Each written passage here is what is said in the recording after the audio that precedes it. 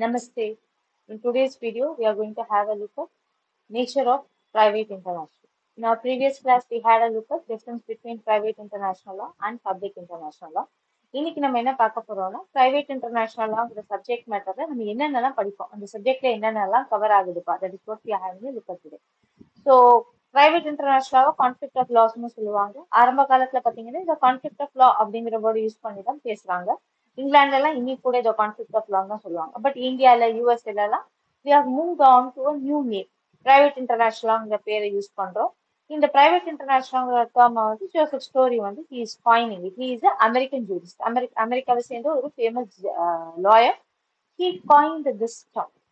Now conflict of லானாலும் சரி private international லானாலும் சரி அது எதுக்காக உபயோகப்படுத்துறோம், அந்த சட்டம் எதுக்காக இருக்கு, எந்த ஏரியாவை கவர் பண்றதுக்கு இருக்குன்னு பாத்தீங்கன்னா நம்ம நினைவு வச்சுக்க வேண்டிய விஷயங்கள். முதல்ல அது ப்ரொசீஜரல் லா, சப்ஸ்டாண்டிவ் லா கிடையாது, procedural law.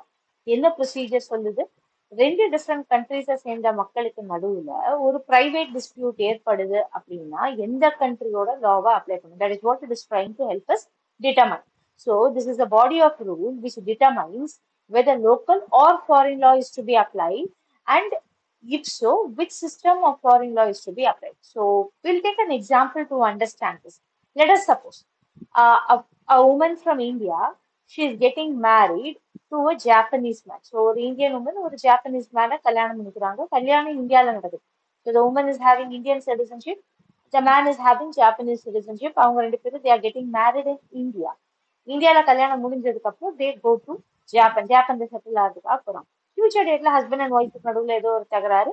The female returns back to India. அவங்க இந்தியன் சிட்டிசன், அதனால இந்தியா திருப்பி வந்துட்டாங்க. அவங்களுக்கு டிவோர்ஸ் வேணும்னு டிசைட் பண்றாங்க. அப்ப டிவோர்ஸ் வேணும் அப்படின்னா இந்தியன் கோர்ட்ல அவங்க கேஸ் ஃபைல் பண்ணணுமா இல்ல ஜாப்பனீஸ் கோர்ட்ல கேஸ் ஃபைல் பண்ணணுமா? ஏன்னா ஹஸ்பண்ட் அண்ட் ஒய்ஃப் ரெண்டு பேரும் வெவ்வேறு சிட்டிசன்ஷிப் கொண்டவங்களா இருக்காங்க. அவங்க கல்யாணம் ஆனது ஒரு கண்ட்ரில, குடும்பம் நடத்தினது இன்னொரு கண்ட்ரில. இந்தியால கேஸ் ஃபைல் பண்ணுமா? இந்தியால கேஸ் ஃபைல் பண்ணலாம்னா இந்தியன் லா படி அவங்களுக்கு டிவோர்ஸ் கிடைக்கணுமா இல்ல ஜாப்பனீஸ் லா படி டிவோர்ஸ் கிடைக்கணுமா இல்ல இந்தியால கேஸே ஃபைல் பண்ண முடியாதா? ஸோ இந்த கேள்விகளுக்கெல்லாம் the answer is actually being given by private international law. So does the Indian court have jurisdiction to take up this case? Which law should the Indian court apply? Is it Indian law or the Japanese law? And it is helping us to determine if some judgment is given in ஜாப்பன்ல ஏதோ ஒரு judgement கிடைக்குதுன்னா அதுக்கு இந்தியால validity உண்டு. இந்த எல்லா கேள்விகளுக்கும் பதில் சொல்லக்கூடிய லாவை நம்ம பிரைவேட் இன்டர்நேஷனல் லான்னு சொல்றோம். So it is a branch of legal service which is applied when two or more sets of legal systems are in conflict with one another over a given issue. ஏதோ ஒரு பிரச்சனை, ரெண்டு different கண்ட்ரிஸை சேர்ந்தவங்க இல்ல ரெண்டு different கண்ட்ரிஸோட லா equally apply ஆகிறதுக்கு வாய்ப்பு இருக்குப்பா அப்படின்னு கன்ஃபியூஷன் இருக்குன்னா அப்ப எந்த லீகல் சிஸ்டம் அப்ளை பண்ணணும், எந்த கோர்ட்டுக்கு போகணும், இந்த கேள்விக்கெல்லாம் பதில் சொல்லக்கூடிய தகுதி இந்த பிரைவேட் இன்டர்நேஷனல் லா ஒரு கோர்ட்டுக்கு கொடுக்குது. அதனாலதான் அதை நம்ம ப்ரொசீஜரல் லான்னு சொல்றோம். சப்ஸ்டாண்டிவ் லாவுக்கும் ப்ரொசீஜரல் லாவுக்கும் மெயின் டிஃபரன்ஸ் என்ன? சப்ஸ்டாண்டிவ் லாங்கிறது எனி பர்சன்ஸ் ரிலேஷன்ஷிப் என்ன அப்படிங்கிறது, ஒரு பர்சனோட ரிலேஷன்ஷிப் வித் அதர் பர்சன் என்னங்கிறது டிட்டர்மைன் பண்ண யூஸ் ஆகுது. அதே மாதிரி ஒவ்வொரு பர்சனுக்குள்ள ரைட்ஸ் அண்ட் லயபிலிட்டிஸ் என்னங்கிறது சொல்றதுக்கு டிட்டர்மைன் பண்றதுக்கு யூஸ் ஆகுது. ஃபார் எக்ஸாம்பிள் ஏயும் பியும் ஒரு கான்ட்ராக்ட் என்டர் பண்ணிக்கிறாங்கன்னா ஏ வந்து ஒரு சாமானை விற்கிறாரு, பி அந்த சாமானை வாங்குறாரு. ஸோ ஏக்கும் பிக்கும் நடுவில் ஒரு கான்ட்ராக்ட் பேசிஸ்ல ஒரு சேல்ஸ் நடக்குது அப்படின்னா சேல் ஆஃப் குட்ஸ் ஆக்ட் அடியில it will be covered. So அப்ப அந்த ரிலேஷன்ஷிப் ஏங்கிற செல்லருக்கும் பிங்கிற பையருக்கும் நடுவில் இருக்கக்கூடிய அந்த ரிலேஷன்ஷிப் அவங்களோட ரைட்ஸ் அண்ட் ஆப்ளிகேஷன்ஸ் என்னன்றது substantive law is telling us. Procedural லாங்கிறது என்னன்னா இப்ப ஏயும் பியும் அவங்க கான்ட்ராக்ட் போட்டு அவங்க அந்த வேலையை ஒழுங்கா செய்யல அப்படிங்கிற பட்சத்துல கோர்ட்டுக்கு போய் இதுதான்ப்பா என் ரைட், என்னோட ரைட்டை நீ என்போர்ஸ் பண்ணி கொடுன்னு கோர்ட்டுக்கு போறீங்க இல்லையா? கோர்ட்டுக்கு எப்படி போறீங்க? ப்ரொசீஜரல் லா பேஸ் பண்ணி போறீங்க. So that's the basic difference between procedural and substantive law. Private international லா பாத்தீங்கன்னா இட் இஸ் ப்ரொசீஜரல் லா. கோர்ட்டுக்கு அது என்ன சொல்லி தருது? It is helping the court to understand the relationship between the parties. எந்த கண்ட்ரியோட லாவை அப்ளை பண்ணி அந்த பார்ட்டிஸ்க்கு நடுவில் இருக்கிற ரிலேஷன்ஷிப்பை கண்டுபிடிக்கணும். ஸோ ஒரு இந்தியன் உமன் ஜாப்பனீஸ் மேனை கல்யாணம் பண்ணிக்கிறாங்கன்னா அந்த கல்யாணம் முதல் செல்லுமா, அவங்களுக்கு நடுவில் ஹஸ்பண்ட் அண்ட் ஒய்ஃப்ங்கிற ரிலேஷன்ஷிப் இருக்கா அப்படிங்கறது this case this private international law is helping us determine. So relationship அவங்க ரெண்டு பேருக்கு நடுவில் இருக்கு அப்படிங்கறது ஒரு சப்ஸ்டாண்டிவ் லா அப்ளை பண்ணி டிட்டர்மைன் பண்ண போறாங்க. இருக்கு அப்படிங்கறத டிட்டர்மைன் பண்ணாங்கன்னா என்ன மாதிரி resolution, so what is the appropriate forum, எந்த கோர்ட்டுக்கு போய் இந்தியால கேஸ் ஃபைல் பண்ணுமா ஜாப்பன்ல கேஸ் ஃபைல் பண்ணுமா? ஜாப்பன்ல ஏதோ ஒரு ஜட்மெண்ட் கொடுத்துருக்காங்க, ஒரு மெயின்டெனன்ஸ் ஒரு கஸ்டடி ஜட்மெண்ட் வந்திருக்கு ஆல்ரெடியே. அந்த ஜட்மெண்ட் இந்தியால ஃபாலோ பண்ணணுமா வேணாமா? இந்த கேள்விகள் எல்லாத்துக்கும் பதில் சொல்லக்கூடிய திறமை இந்த பிரைவேட் இன்டர்நேஷனலாக இருக்கு. அதனாலதான் ஜேம்ஸ் பாசெட் என்ன சொல்றாருன்னா, it sets out procedural rules relevant to substantive law applicable to the relationship between the parties. பார்ட்டிஸ்க்கு நடுவுல மேரேஜ் மூலமா ஒரு ரிலேஷன்ஷிப் இருக்கா? எந்த கோர்ட்ல? The appropriate forum. Should it be filed in India or should it be filed in Japan? If there is some judgment in Japan, and the judgment will the Indian court recognize and enforce in India. இது எல்லாத்தையும் சொல்லக்கூடிய திறமை யாருக்கு இருக்கு? Private international lock இருக்கு. ஏன்? அதுதான் அந்த ப்ரொசீஜரல் ரூலை செட் டவுன் பண்ணுது. Let's take few more examples to identify this or understand this better. So, மேரேஜுக்கு மட்டும்தான் இந்த கான்செப்ட் அப்ளை ஆகணும் அப்படிங்கிற தேவை கிடையாது. இது apply in all fields of life. எல்லா ஆஸ்பெக்ட், எல்லா சிவில் லா சைட் ஆஸ்பெக்ட்ஸுக்கும் இந்த பிரைவேட் இன்டர்நேஷனலா அப்ளை ஆகும். ஸோ ஒரு ஃபாரின் எலமெண்ட் இருந்தா பிரைவேட் இன்டர்நேஷனலா அப்ளை ஆகும்பா அப்படிங்கிறது. ஃபாரின் எலமெண்ட்னா என்ன? அதுக்கு நம்ம சில எக்ஸாம்பிள் பார்த்தோம்னா தெரியும். ஸோ லெட்டர் சப்போஸ் எக்ஸ்ன்னு ஒருத்தர் இருக்காரு, அவர் இந்தியன் சிட்டிசன், இந்தியாவில இறந்து போயிடுறாரு. அவரோட உயிரை எடுத்து பார்த்தா என்ன தெரியுதுன்னா, அவருக்கு இந்தியாவில சில ப்ராப்பர்ட்டி இருக்கு, இங்கிலாந்துல சில ப்ராப்பர்ட்டி இருக்கு. அந்த உயிர் செல்லுமா? அந்த உயிர் படி மூவபிள் ப்ராப்பர்ட்டி, இம்மூவபிள் ப்ராப்பர்ட்டி இந்தியாவில யாருக்கு போகணும், இங்கிலாந்துல யாருக்கு போகணுங்கிற கேள்விக்கு பதில் நம்ம எடுத்துக்கலாமா அப்படிங்கிற கேள்விக்கு நமக்கு முதல்ல என்ன தெரியணும்? உயிர் செல்லுமாங்கிற கேள்வியை இந்தியன் லா அப்ளை பண்ணி நான் கண்டுபிடிக்கணுமா, இங்கிலீஷ்ல அப்ளை பண்ணி நான் கண்டுபிடிக்கணுமா? இங்கிலாந்துல சில ப்ராப்பர்ட்டி இருக்கு, அப்ப இங்கிலாந்துல இருக்கிற கோர்ட்லயும் போய் இந்த உயிர் செல்லுபடி ஆகுமான்னு கேள்வியை கேட்டு இங்கிலாந்து ப்ராப்பர்ட்டியை நான் டீல் பண்ணிட்டு அப்புறம் இந்தியன் கோர்ட்டுக்கு வந்து இந்தியாலையும் இந்த உயிர் செல்லுமாங்கிற கேள்வியை திருப்பி கேட்டு should I be doing that? ஒவ்வொரு இடத்துலையும் திருப்பி திருப்பி ஒரே விஷயத்துக்கு ஒரே ஒரு உயிர் தான் திருப்பி திருப்பி அதுக்கு நான் கேஸ் ஃபைல் பண்ணுமா? இல்ல இந்தியால அந்த உயிர் செல்லும் அப்படின்னு சொல்லிட்டாங்கன்னா அதே ஜட்ஜ்மெண்ட் எடுத்துட்டு போய் நான் இங்கிலாந்துலயும் அப்ளை பண்ணிக்க முடியுமா? This question. இந்த ஃபாரின் எலமெண்ட் எங்க வருது? ப்ராப்பர்ட்டி இங்கிலாந்துல இருக்கிறதுனால வருது. அப்ப அந்த ஃபாரின் எலமெண்ட்டுக்கு can I apply the Indian judgment அப்படிங்கிற கேள்விக்கு பதில் யார் சொல்றாங்க? பிரைவேட் இன்டர்நேஷனலா சொல்றாங்க. ஒரு ஃபாரின் எலமெண்ட் இருக்கு, பிரைவேட் இன்டர்நேஷனலா will come to help us. இன்னொரு எக்ஸாம்பிள், மேரேஜ் பேஸ் பண்ண ஒரு எக்ஸாம்பிள்.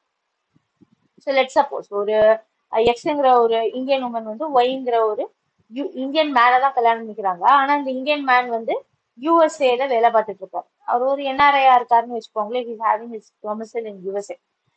இந்த லேடி இந்தியால தான் இருக்காங்க. அவங்க ஹஸ்பண்ட் வந்து கண்ணிலே பார்க்கல, மெயின்டெனன்ஸ் கொடுக்க மாட்டேங்கிறாருன்னு she is coming to an Indian court and filing for CrPC section 125 கடியில she is asking for maintenance. அவங்க மெயின்டெனன்ஸ் கிளைம் பண்ண முடியுமானா, ஹஸ்பண்டும் இந்தியன் சிட்டிசன் தான், ஒய்ஃபும் இந்தியன் சிட்டிசன் தான், தாராளமா கிளைம் பண்ணலாம். அவங்க மெயின்டெனன்ஸ் ஆர்டர் வாங்கவும் செஞ்சுட்டாங்க. வாங்கினதுக்கு அப்புறம் ஹஸ்பண்டுக்கு அந்த மெயின்டெனன்ஸ் ஆர்டரை என்ஃபோர்ஸ் பண்ண ட்ரை பண்ணணும்னா ஹஸ்பண்ட் எங்க உட்காந்துருக்காரு? யூஎஸ்ஏல. அப்ப இந்தியால வாங்கின மெயின்டெனன்ஸ் ஆர்டரை நான் யூஎஸ்ஏல என்ஃபோர்ஸ் பண்ண முடியுமா? ஒரு ஃபாரின் எலமெண்ட் வருதா, யூஎஸ்ஏன்ற ஆங்கிள் ஒரு ஃபாரின் எலமெண்ட் வருதா, என்ஃபோர்ஸ் பண்ண முடியுமா? பண்றதுக்கு என்ன ப்ரொசீஜர் ஃபாலோ பண்ணும்? Private international. இன்னொரு எக்ஸாம்பிள் எடுப்போம், கமர்ஷியல் ஆஸ்பெக்ட். இதுல பாத்தீங்கன்னா, இந்த எக்ஸாம்பிள்ல பாத்தீங்கன்னா, ஏங்கிறவர் பிக்கு கடன் கொடுத்திருக்காரு, பி கடனை திருப்பி அடைக்கல. பி வந்து கடன் கொடுக்கும்போது பங்களாதேஷ்ல உட்காந்துருக்காரு. கடன் ஸோ ஏ வந்து பிக்கு கடன் கொடுக்கறது பங்களாதேஷ்ல கொடுக்குறாரு. அப்ப அவர் பங்களாதேஷ்ல உட்காந்துருக்காரு. பி ஆனா இந்தியன் சிட்டிசன் வச்சுப்போம். ஸோ இந்த பங்களாதேஷ்ல உட்கார்ந்து இருக்கிறப்ப கடன் கொடுத்ததுனால ஏ வந்து பிக்கு அகேன்ஸ்டா பங்களாதேஷ் கோர்ட்ல கேஸ் ஃபைல் பண்றாரு, கடன் வாங்கினதை ப்ரூவ் பண்றாரு, பிக்கு அகேன்ஸ்டா மணி டிகிரியும் வாங்கிட்டாரு. அப்படியே எல்லா வேலையும் முடிஞ்சது அப்படின்னு நிமிந்து பார்க்கும்போது இந்த பி வந்து பங்களாதேஷ்ல இருந்து கிளம்பி இந்தியாவுக்கு வந்துட்டாரு. அவரோட ப்ராப்பர்ட்டி ஏதாவது பங்களாதேஷ்ல இருக்கானா? ப்ராப்பர்ட்டியும் பங்களாதேஷ்ல இல்ல. So he's an Indian citizen, அவரோட ப்ராப்பர்ட்டி எல்லாம் இந்தியால தான் இருக்கு. ஸோ அப்ப ஏன் அவரோட மணி டிகிரியை எங்க என்ஃபோர்ஸ் பண்ணும்? பங்களாதேஷ்ல என்ஃபோர்ஸ் பண்ணா ப்ராப்பர்ட்டி இருந்தா தானே கலெக்ட் பண்ண முடியும். ஒன்றும் கிடையாது, ஆளும் இல்லை, ப்ராப்பர்ட்டியும் இல்லை. ஸோ அப்ப அவர் இந்தியால வந்து பங்களாதேஷோட ஜட்மெண்ட் காப்பியை கொண்டு வந்து என்ஃபோர்ஸ் பண்ண முடியுமா? அப்படி இல்லைன்னா இந்தியால திருப்பி ஒரு கேஸ் ஃபைல் பண்ணி பி நிஜமாவே கடன் வாங்கினாருப்பா, எனக்கு மணி டிகிரி கொடுப்பான்னு திருப்பி கேஸ் போட்டு ஆரம்பத்துல இருந்து ஆரம்பிக்கணுமா? ஒரு ஃபாரின் எலமெண்ட் வந்துருச்சா, பங்களாதேஷ் நடுவுல வந்துருச்சா. ஸோ திஸ் ஃபாரின் எலமெண்ட் இருக்கிறதுனால this foreign element can be resolve only by application of private international. அடுத்தது இன்னொரு எக்ஸாம்பிள், நம்ம ஆல்ரெடியே பார்த்த Narasimha Rao versus Venkatalakshmi case example. இது எங்க பார்த்தோம்?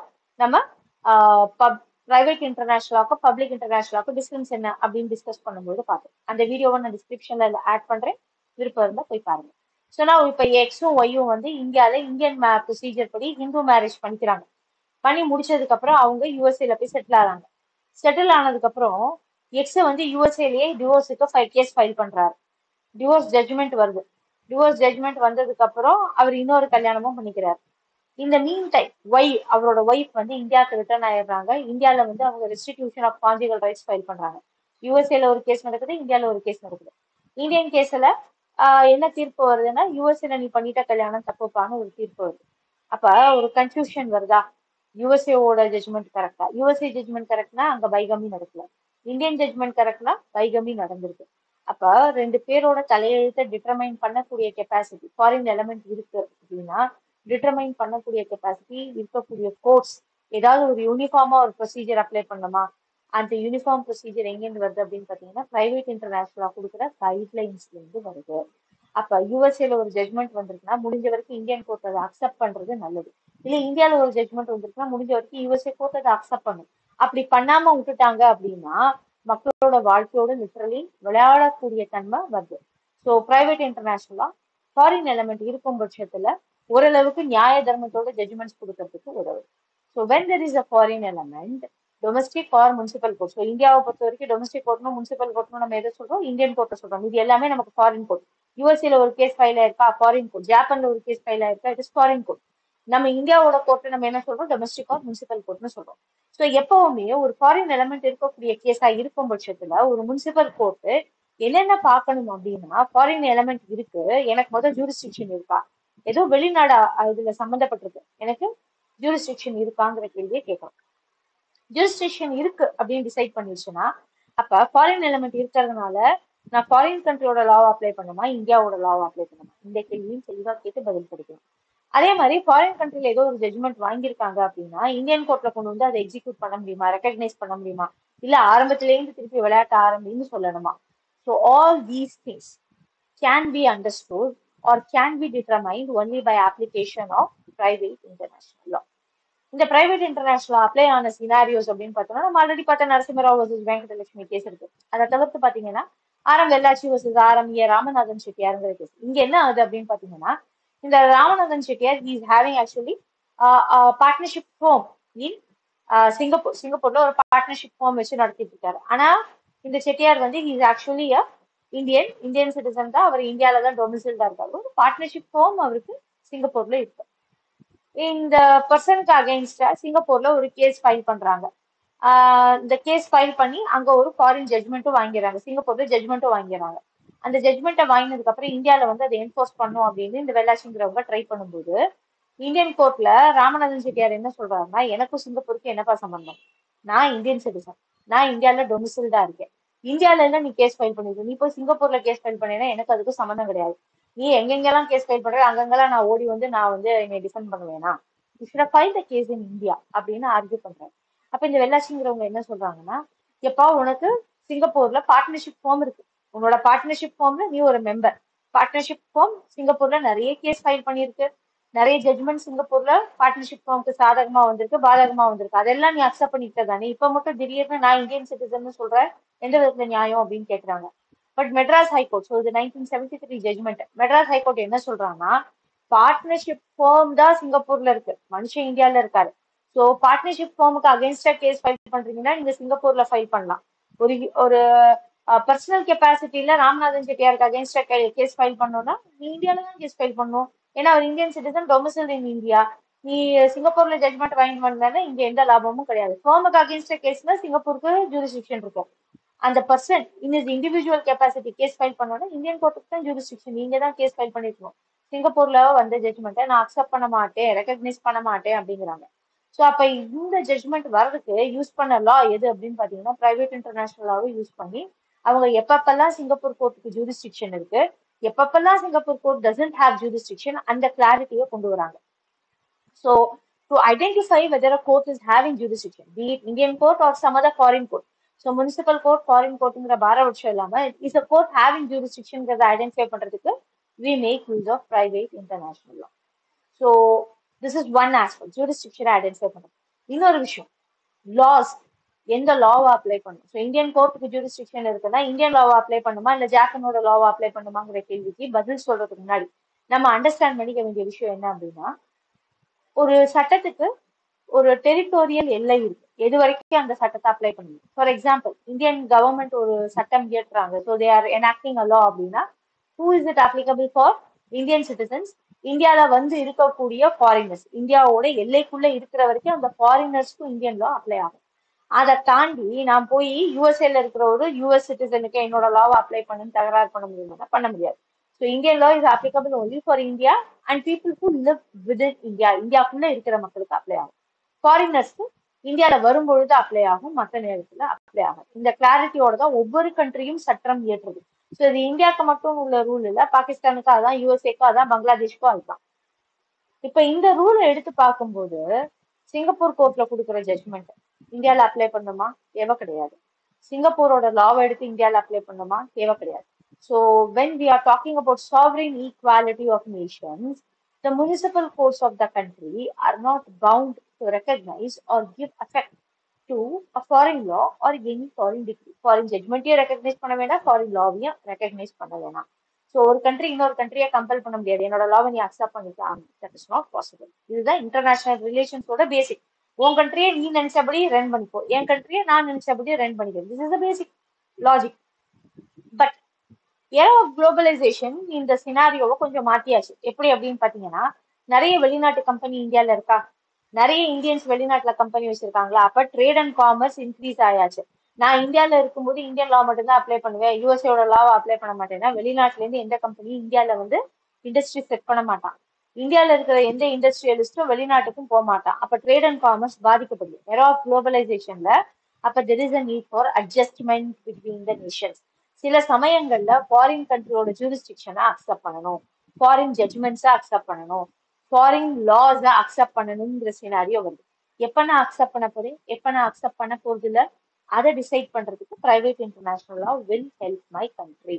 ஸோ இந்தியாவோட பிரைவேட் இன்டர்நேஷனல் லா இந்தியா எப்பப்பெல்லாம் ஃபாரின் கண்ட்ரியோட லாவா அக்செப்ட் பண்ணும், எப்பப்பெல்லாம் ஃபாரின் கண்ட்ரியோட ஜட்மெண்ட்டை அக்செப்ட் பண்ணும், ரெகக்னைஸ் பண்ணும், என்ஃபோர்ஸ் பண்ணுங்கிறத சொல்லி தருது நமக்கு. So that is what private international law is all about.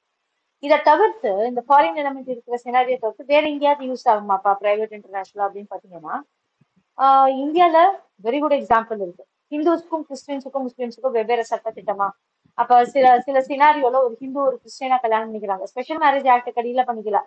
ஒரு ஹிந்து ஒரு கிறிஸ்டியனா கல்யாணம் பண்ணிக்கிறாங்க. கிறிஸ்டியன் லால என்ன சொல்றாங்க, if one of the party is Christian, you can get married under Christian Marriage Act. So அப்போ கிறிஸ்டியன்ஸுக்குள்ள மேரேஜ் ஆக்ட் கடியில ஒன் ஆஃப் த பார்ட்டி கிறிஸ்டியனா இருந்தாலே கல்யாணம் பண்ணிக்கலாம் அப்படின்னா, நாளை பின்ன டிவோர்ஸ்ல வந்துன்னா நான் ஹிந்து லாவை அப்ளை பண்ணுமா, கிறிஸ்டியன் லாவை அப்ளை பண்ணுமா? இந்த கேள்விக்கு பதில் யார் சொல்றாங்க? பிரைவேட் இன்டர்நேஷனலா சொல்றாங்க. அதே மாதிரி கேரளாவுக்கு ஒரு தனி சட்டம், தமிழ்நாட்டுக்கு ஒரு தனி சட்டம்னு சில சினாரியோஸ்ல, ஃபார் எக்ஸாம்பிள் சில ஸ்டேட்ல பாத்தீங்கன்னா லாட்டரி டிக்கெட் இஸ் லீகல், சில ஸ்டேட்ல லாட்டரி டிக்கெட் இஸ் பேன். அப்ப ஒவ்வொரு ஸ்டேட்டுக்கும் வெவ்வேறு லா இருக்கு. அப்ப ஒவ்வொரு ஸ்டேட்டுக்கும் இருக்கக்கூடிய சட்டத்திட்டம் மாறுது அப்படின்னா, இந்த ஸ்டேட்டுக்கு நடுவுல நடக்கக்கூடிய ட்ரேடு, காமர்ஸ் இதெல்லாம் எந்த சட்டத்திட்டத்துக்கு உட்பட்டு இருக்கு? ஸோ நான் கேரளாவோட லா அப்ளை பண்ணுமா, தமிழ்நாடோட லா அப்ளை பண்ணுமாங்கிற கேள்விக்கு பதிலும் இந்த பிரைவேட் இன்டர்நேஷனல் லாவால சொல்ல முடியும். ஸோ பிரைவேட் இன்டர்நேஷனல் எப்பப்பெல்லாம் யூஸ் பண்றோம், 2 or more countries இன்வால்வ் ஆகி ஒரு ஃபாரின் எலிமெண்ட் இருக்கா, ஒரே கண்ட்ரிக்குள்ள 2-3 டிஃப்ரெண்ட் லா இருந்ததுன்னா, in all these circumstances private இன்டர்நேஷனலா நமக்கு ஹெல்ப் பண்ணுது. ஸோ பிரைவேட் இன்டர்நேஷனல் லாங்கிறது ஆக்சுவலா it is internal law. So ஒரு முனிசிபல் கோர்ட்டுக்கு கிட்ட ஒரு கேஸ் வருது அப்படின்னா, கோர்ட் என்ன பார்க்கும், ஃபாரின் எலிமெண்ட் இருக்கான்னு ஃபர்ஸ்ட் பார்க்கும். ஃபாரின் எலிமெண்ட் இல்லைன்னா டைரக்டா லாவை அப்ளை பண்ணிட்டு போயிடுவான், இந்தியன் லாவை அப்ளை பண்ணிட்டு போயிடுவான். ஃபாரின் எலிமெண்ட் இருக்கு அப்படிங்கிற பட்சத்துல அவன் என்ன பண்ணுவான்னா, முதல் இந்தியன் கோர்ட்டுக்கு ஜூரிஸ்டிக்ஷன் இருக்காங்கிற கேள்வி கேட்பான். இந்தியன் கோர்ட்டுக்கு ஜூரிஸ்டிக்ஷன் இருக்கு அப்படின்னா இந்தியன் லாவை அப்ளை பண்ணுமா, ஃபாரின் லாவை அப்ளை பண்ணுமாங்கிற கேள்வியை கேட்பான். இதை பேஸ் பண்ணி அவன் ஒரு ஜட்ஜ்மெண்ட் கொடுக்குறான். ஸோ இந்த டிசிஷனை கொண்டு வர்றதுக்கு பிரைவேட் இன்டர்நேஷனலா நம்ம யூஸ் பண்ணுறோம். So private international law is the internal law of the country. It is procedural law of the country. ஒவ்வொரு கண்ட்ரிக்கும் அந்த இன்டர்னல் ப்ரொசீஜரல் லா மாறும். சிபிசி இந்தியாவுக்கு வேற, யூஎஸ்ஏக்கு வேற, யூகேக்கு வேற, பாகிஸ்தானுக்கு வேற. அதே மாதிரி பிரைவேட் இன்டர்நேஷனலாங்கிற ப்ரொசீஜரல் லாவும் இந்தியாவுக்கு வேற, யூஎஸ்ஏக்கு வேற, யூகேக்கு வேற. ஸோ விஸ்வநாத் வர்சஸ் முல்க் சையத் அப்துல் வசீத் கேஸ்ல அதைத்தான் அப்சர்வ் பண்றாங்க. This is the branch of internal law of each country. So இந்தியாவுக்குன்னு தனியா ஒரு பிரைவேட் இன்டர்நேஷனல் லா இருக்கு. அதைத்தான் நம்ம போன வீடியோலையும் பார்த்தோம். பப்ளிக் இன்டர்நேஷனலாங்கிறது it is uniform across the globe. Private இன்டர்நேஷனலாங்கிறது ஒவ்வொரு கண்ட்ரிக்கும் மாறுபடும்.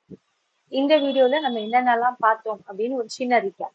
பிரைவேட் இன்டர்நேஷனலாங்கிறது It is used to identify whether municipal court is having jurisdiction. ஒரு ஃபாரின் எலமெண்ட் இருக்கு, என்னோட கோர்ட்டால இந்த கேஸை ஹியர் பண்ண முடியுமா, எனக்கு ஜூரிஸ்டிக்ஷன் இருக்கா.